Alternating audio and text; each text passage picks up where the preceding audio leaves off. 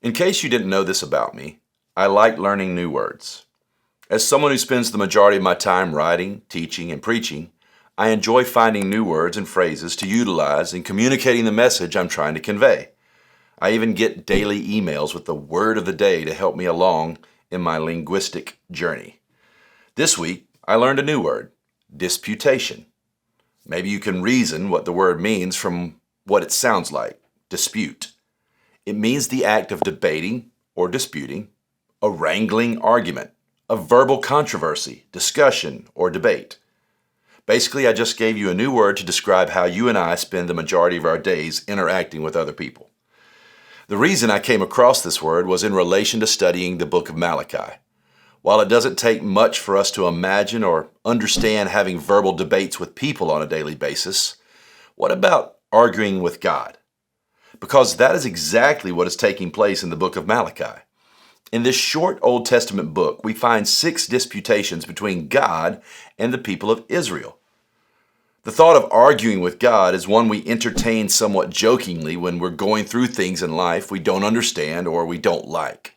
For instance, when we say things like, "Yeah, I've been discussing that with God for a while," or, "Yeah, me and God are having a debate about that right now."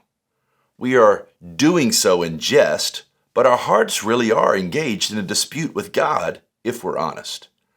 I don't think there is anything wrong with debating or questioning God out of a humble heart that is hurting, angry, or sad. I believe the Bible gives us language and leeway for that throughout the Psalms, for one example. However, when we argue with God out of arrogance or pride, we place ourselves in a situation where we will be unable to listen to God's response. The most well-known disputation in the book of Malachi is found in chapter 3, verse 8. "Will a man rob God? Yet you are robbing me." The dispute occurs when the people respond with, "How are we robbing you?" God then explains exactly how they are defrauding him in their context, and he says, "By neglecting to give your tithes and offerings." I'm sure if you've been around church for more than a month, you've probably heard this verse before. Nothing like questioning how we utilize our resources and money to cause us to engage in a wrangling argument with somebody.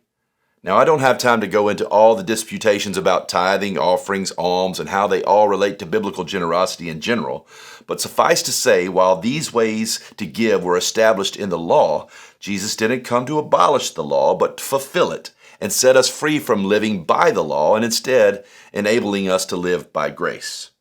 However, the conflicting power of money over our hearts and its hindrance to a life of radical generosity is a consistent theme of Jesus that he addresses in his teaching and instruction. I have no doubt that we all have had some debates or arguments with God when it comes to our money and giving. Or maybe we've shut the debate down altogether by arrogantly saying, in essence, "How have we robbed you, God? We're good, and we're doing good things." But have you ever considered how we rob or defraud God beyond what we do when it comes to financial generosity in the church? I was reading a commentary by Elizabeth Achtemeier on this particular passage, and I thought it was eye-opening and amazing, so I want to share it with you. She said, "We can rob God in all sorts of ways. We can rob God doctrinally by watering down or distorting those great affirmations of the biblical faith that have been distilled into the primary creeds of the Christian church, thus denying the words and the work that God has done in the sacred history. We can rob him morally by ignoring or softening his commands and letting the situation of the moment determine our compliance. We can rob him religiously by failure to pray and praise and petition. We can rob him evangelically by silence about his deeds or by failure to act according to his justice and mercy before other persons and in our communities.